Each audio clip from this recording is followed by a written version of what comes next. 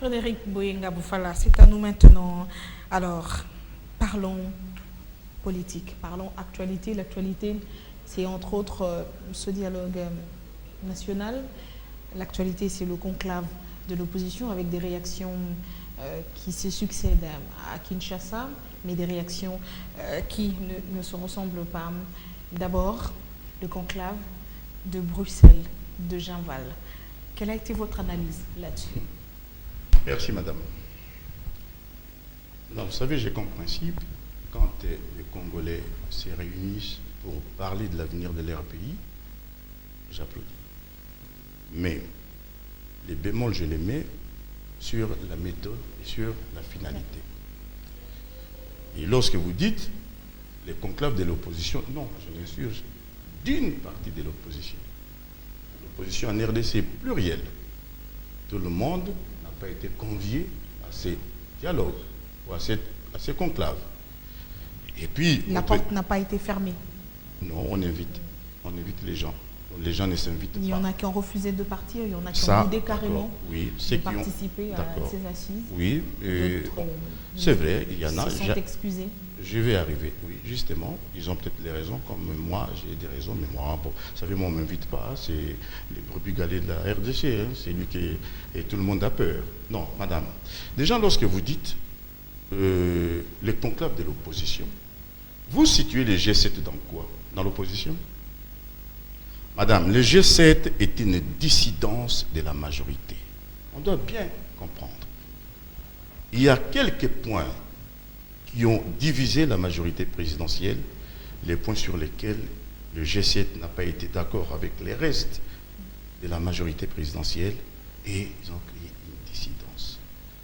On ne devient pas opposant à la veille de la fin d'un mandat. Vous avez géré les pays ensemble depuis tout le temps. Ce que je suis en train de dire. C'est un autre. J'arrive, madame. C'est un autre débat. Oui, ce que je voulais simplement dire. Et puis je vais revenir. Voilà, je voulais simplement dire, madame, s'il vous plaît, ce que je voulais dire, je ne jette pas d'anathème sur les G7. Ils ont leur légitimité à s'opposer, mais je parle des contextes. Vous n'avez pas non plus le monopole de pouvoir connaître qui est opposant, qui ne l'est pas. Non. On peut aussi douter de vous, que vous n'êtes pas opposant. On peut douter de X, c'est tout comme on peut douter d'Y. Madame, je n'ai pas... Mais là n'est pas la question. Non, il faut que je... pose la question sur le conclave de Bruxelles. Madame, je dois préciser. Okay. À aucun moment, j'ai dénié la qualité de l'opposant aux gens. J'ai fait un distinguo entre ce que je qualifie de dissidence et ce que je qualifie d'opposition. Cela ne veut pas dire que j'attribue les statuts d'opposant à tel ou à tel. Moi-même qui connais ma position.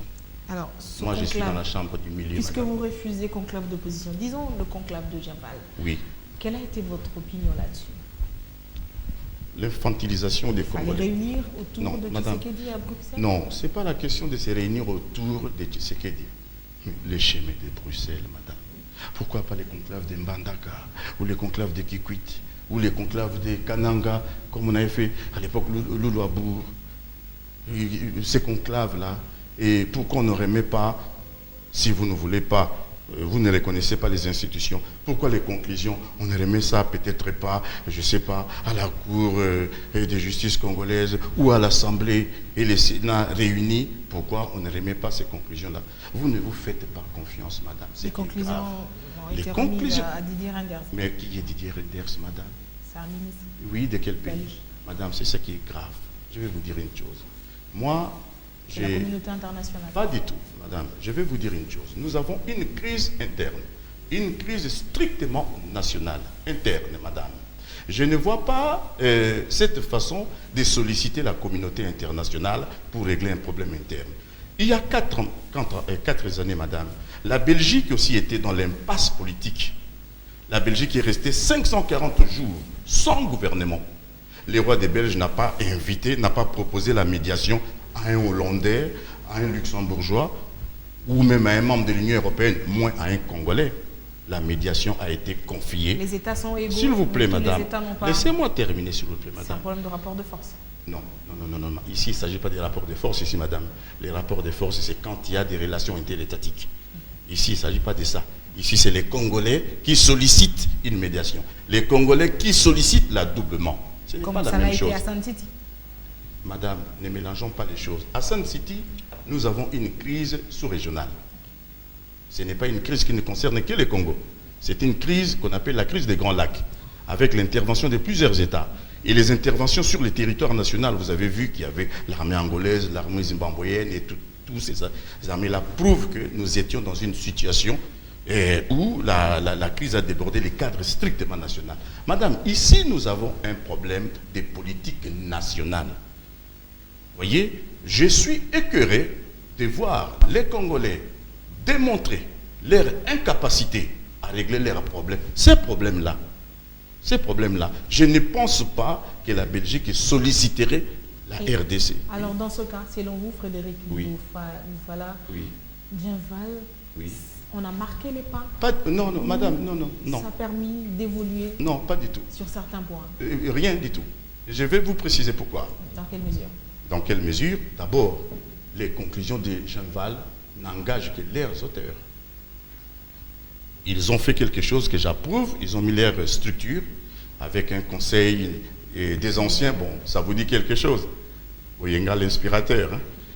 Ils ont mis ça, c'est une bonne chose. Ils ont une structure qui est importante, qui va leur permettre de discuter peut-être quand il y aura le dialogue. Ce conseil de sages, je rappelle, vous en parlez déjà dans votre oui, madame, premier ouvrage. Madame, ouvrage, comment sortir de l'impasse politique. Oui, madame, c'est pour vous dire, je suis fier que mes idées font chemin.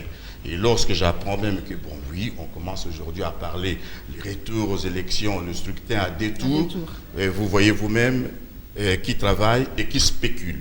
Madame, moi je ne fais pas partie de la théâtralité. On me déteste pour cela. Je ne m'engagerai jamais dans la médiocrité. Des choses que j'estime médiocres. Mais lorsque mes compatriotes se réunissent comme ils ont fait à Djenval, j'approuve leur démarche dans l'esprit, les Congolais se réunissent. Mais les méthodes, la démarche... Le rassemblement. Pourquoi aller à Bruxelles? Et puis, ce que je n'accepte pas. Si nous allons faire un dialogue, ça doit être un dialogue inclusif. Madame, tous les problèmes doivent être réglés. Si nous ne réglons pas les problèmes, ces problèmes-là, nous rattrapons. Or, quand j'entends certaines déclarations où on dit tel ne doit pas participer, tel participe ou tel ne participe pas, c'est grave, madame. Je ne vois pas comment est-ce que les Congolais ne remettraient même pas ces conclusions-là au secrétaire général des Nations Unies. Okay. Écoutez, madame, au moins, même à la rigueur, même si je déplorerais, même pas au secrétaire national des Nations Unies, mais on remet ça, même pas au premier ministre belge, mais au ministre des Affaires étrangères de la Belgique. Mais au moins vous êtes d'accord avec Étienne Tshisekedi sur dans l'idée de participer à un dialogue? Madame, c'est moi qui n'a pas cessé d'inviter les gens au dialogue. Vous n'allez pas, quand je parle de l'impasse politique. Alors, selon les conclusions de Djenval, oui. C'est un dialogue qui doit se tenir dans l'esprit de la résolution 2077 du Conseil de sécurité des Nations Unies. Madame, vous savez, j'ai toujours été écœuré quand je vous attends ici au Congo, affubler les titres des professeurs aux gens, ça me fait toujours mal. Et quand je vois la résolution des Nations Unies donne un cadre, mais nous ne sommes pas obligés de suivre mot à mot. D'accord? Il vous dit, vous avez une crise, mais ce n'est pas les Nations Unies qui doivent nous définir la politique interne. Qu'est-ce qui sera dit dans ce dialogue, Frédéric Boyenga, puisque 2016, élection présidentielle, comment envisagez-vous l'inévitable transition? Madame, vous me faites plaisir. Vous ne m'avez même pas posé la question pourquoi je suis venu. Je suis revenu aujourd'hui au mois de juin à Kinshasa. J'étais là au mois de janvier jusqu'au mois de février. Pourquoi je suis venu? Je suis venu, madame, c'est pour relancer ce dialogue que je tiens à cœur, madame. Beaucoup de Congolais ne se rendent pas compte dans quelle situation se trouve notre pays.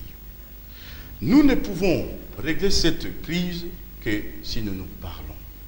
Le seul mot que je suis venu dire aux Congolais, les Congolais doivent parler aux Congolais. Nous devons ensemble, cheminer ensemble pour trouver la solution à cette crise.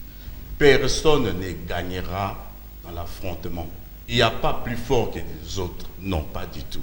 Même lorsque j'entends, oui, on exclut un tel. Oui, madame, vous savez, je suis là aujourd'hui Moi, j'ai aussi la capacité, avec les moyens, de réunir 5, 6, 10 000 ou 100 000 Congolais ici. Hein.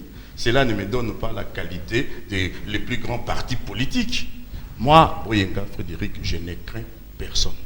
Ça, je vous l'ai dit. Mais simplement, je ne laisserai, ça, écoutez-moi bien, je ne laisserai personne plonger les Congos dans les chaos.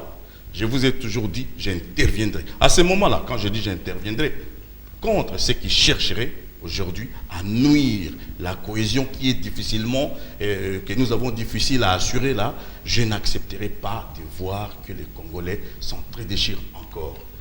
C'est pour cela, je demande à tous les compatriotes de la majorité présidentielle, de l'opposition, nous devons cheminer sur une troisième voie ensemble. Cette troisième voie, c'est la voie du dialogue. Je vais vous retrouver pour conclure. Le temps pour nous de lire la presse des crocs en jambes en accusation plus ou moins fondée. Majorité présidentielle et opposition n'en finissent pas de proclamer des légitimités particulières. Certains disent stop au 20 décembre, d'autres crient au coup d'État constitutionnel. La revue de presse est signée Mouine Moropfel. Pas de revue de presse, voilà, on va conclure cette édition.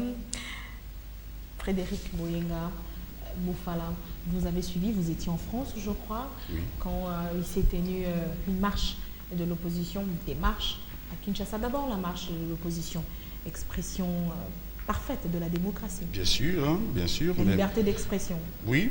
Oui, même si peut-être, bon, les thèmes, on ne partage peut-être pas les mêmes thèmes, mais le fait que l'opposition s'organise pour manifester, ça démontre quand même que, bon, nous cheminons vers une démocratie qui est difficile à accoucher, certes, oui, mais l'opposition a marché. Bon, je trouve ça une bonne chose. Peut-être les thèmes, bon, ne me conviennent pas, mais là, pourquoi pas, c'est une bonne chose. Merci beaucoup d'être passé sur les antennes de Numérica Télévision, commenter l'actualité avec Merci beaucoup, madame. Je suis encore ravi d'être invité sur vos antennes. À très bientôt, mesdames et messieurs. Merci.